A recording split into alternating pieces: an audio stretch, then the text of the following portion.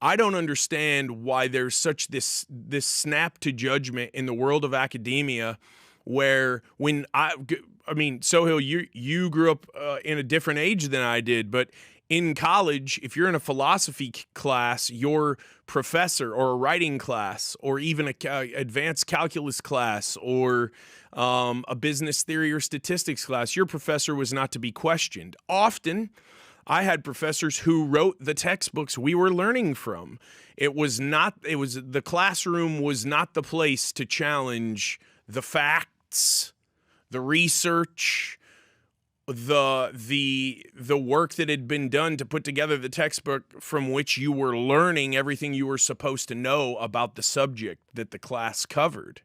And I think that a lot of people are now finding that a lot of what happens in these institutions of higher learning and in our government school systems, K through 12, it's done for a reason. So you said about 2-3 minutes ago, you don't think they're sitting around a table going, okay, we're going to go racism on this. And I don't know, man.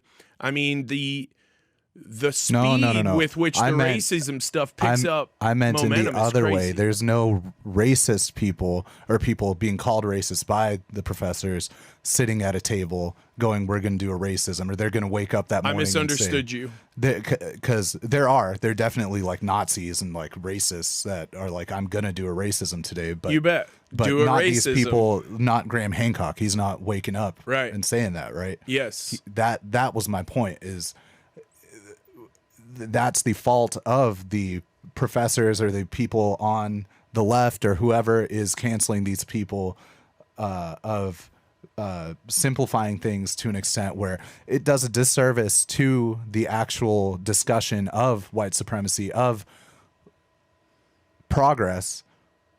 Yeah, when you label someone who has nothing to do with it because just to discredit them because you don't like what they're saying, because it runs in direct. I've been at fault of this a lot before I learned how to communicate with people when I moved back to Dallas, because I was in Austin. We were all on the same page talking about this, but even my language, like maybe I can make that leap and understand that, okay, there is racism going on here.